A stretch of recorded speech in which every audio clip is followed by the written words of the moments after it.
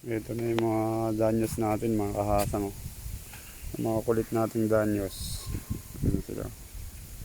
Mga breeder size na kasi ito eh. Ano yung mga kulit nating danyos. Nilipat na natin ito rito. Malaking tab.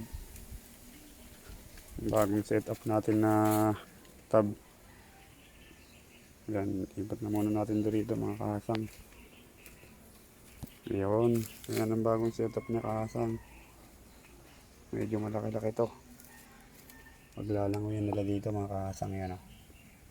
Yan, yan natin sila lalagay kahasang.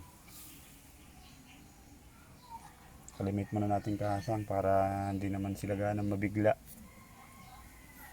Bagong setup natin, 2 days na to yung tubig. Yan. Ilang minutes lang. Kahit 30 minutes lang, pwede na yan. Ano lang muna natin konti. Yan, bago na yung setup ko na yan. Yun. Maganda na setup nito mga kahasang.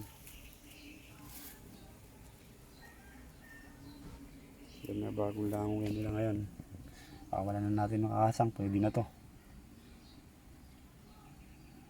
Hindi na kayo sa bagong languyan nyo. Ayun. Tingnan natin kung maparami pa natin itong mga to. Wala na, konti na lang sila eh. Kailangan na natin sila i-breed. Right, hanggang dito na lang muna kahasang. Salamat ulit sa panonood.